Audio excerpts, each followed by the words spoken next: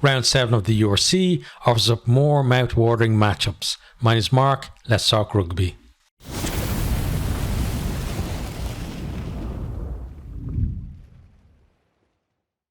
On paper, Friday night's game is probably the tie of the round. You have Munster currently sitting in 8th place, defending champions, versus Glasgow Warriors, who lead the way top of the table. This is a massive clash for both of these teams. Munster want to, kind of get a bit more momentum going after, to have that defeat against Leinster, and they're now they have the target on their backs there in 8th place. They want to be pushing up the table, not looking down the table. And Glasgow, they've had such a fantastic start to the season. They've already, had some good wins against Irish provinces. Ulster last week, Leinster in the first round as well. If they can add Munster to that too, it really is going to, show their intent really for the rest of the season.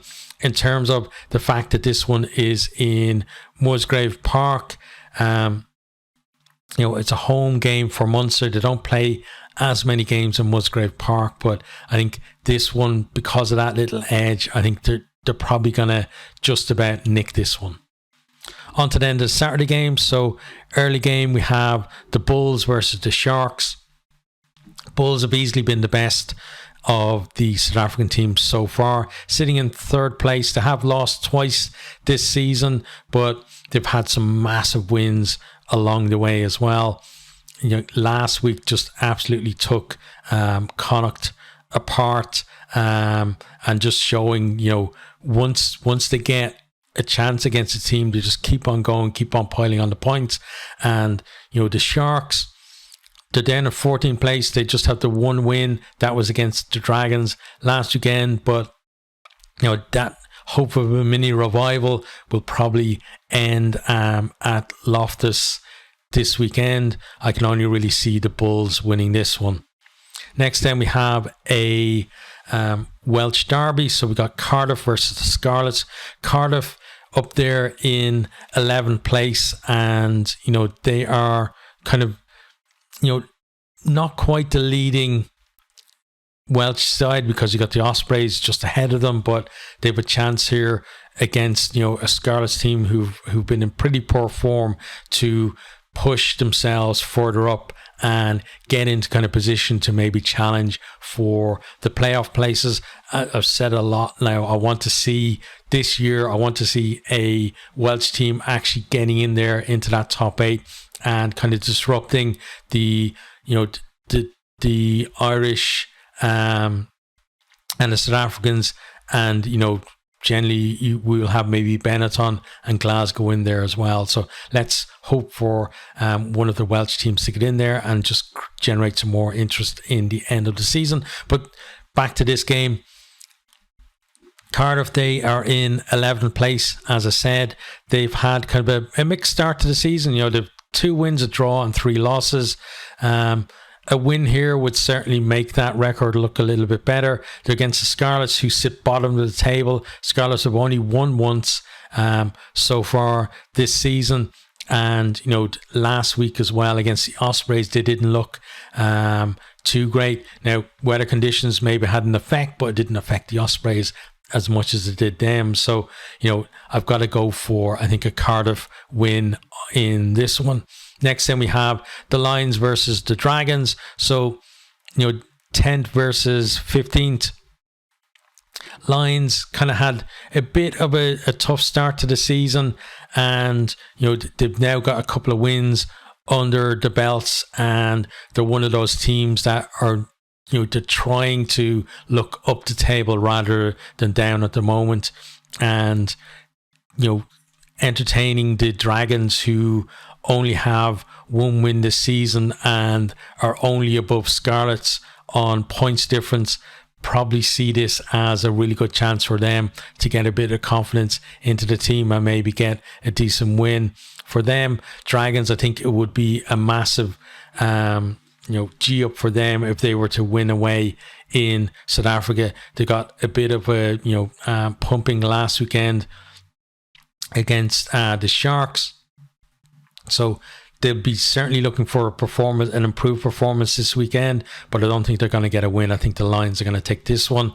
Then we have another big Ireland versus Scotland game.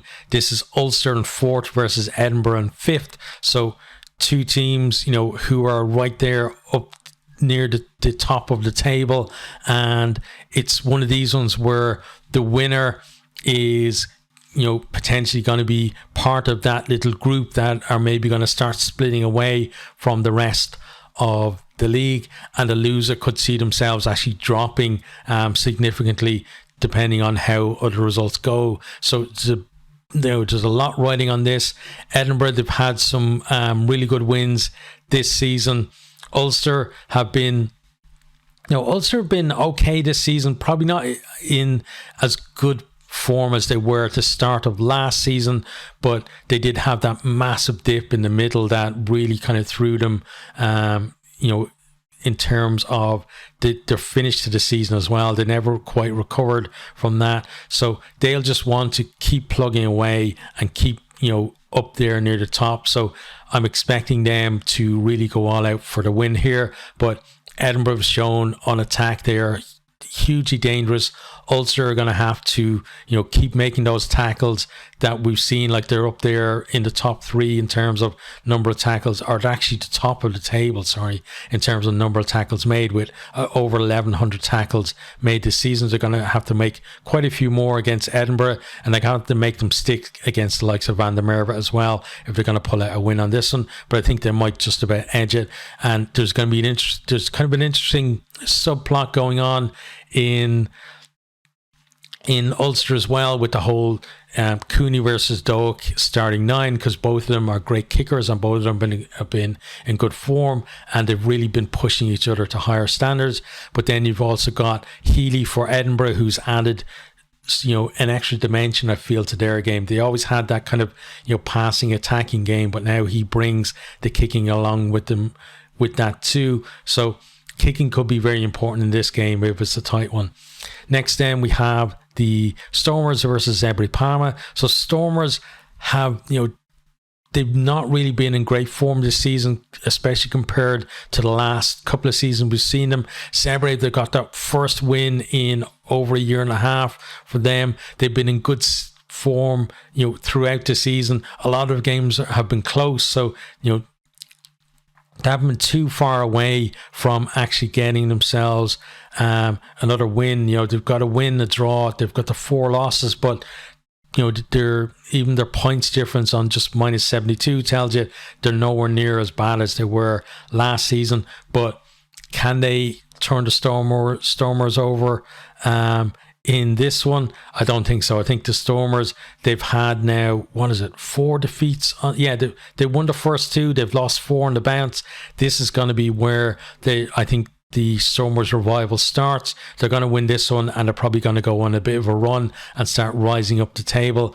Zebre could be heading in the other direction, but nobody's expecting them to get anything out of this game. So even if they get a losing bonus point, that would be a massive get for them. Or potentially I could see the Stormers putting up a really big score, but Zebre actually getting a try bonus point out of the game even. So if they take any kind of points out of this game, I think they'll be very happy with it, but Stormers to win.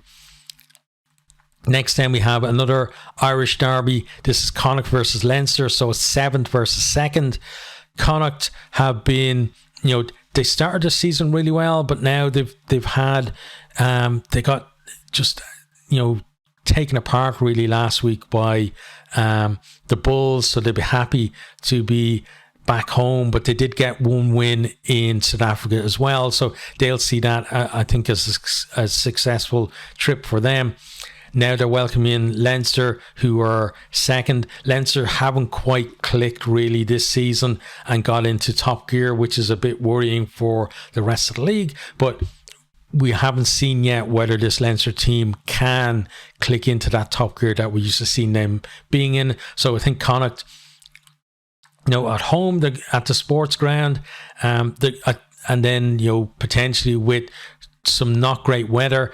They're probably going to fancy themselves, to make at least this game tough for Leinster. But I think Leinster are probably, with the number of Irish internationals coming back into their squad, are probably going to have a little bit too much for Connacht. But I do expect it to be a tight game. Final game of the weekend then is Benetton versus Ospreys. So Benetton, they've improved season on season, and it's been great to see. They kind of had that thing where they were competitive at home, and everybody felt like it was going to be a tough trip going over there. You could be the team that they knock over, and then they started regularly winning at home. And last season we saw them beginning to be a threat away from home as well, which is something you got to do if you're going to do well in this competition. They've continued that on this year, and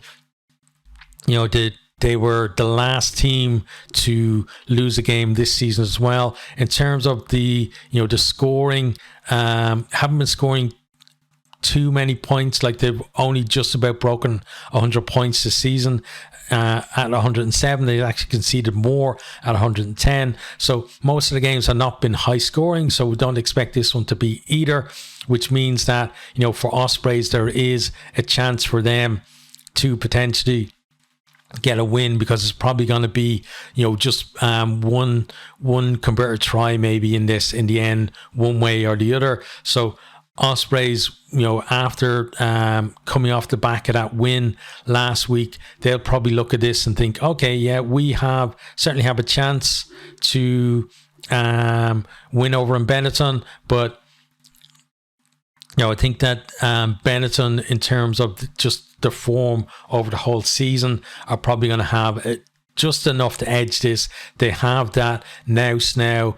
I think the big difference between Benetton and the Italian national team is that this Benetton team have a really good kicking game, which the Italian national team basically is completely void of, because they run the ball from everywhere. Whereas Benetton, I think, is the best of both worlds. The way they play, they can throw the ball around when they need to, they can bring that forward power, and they have a decent kicking game.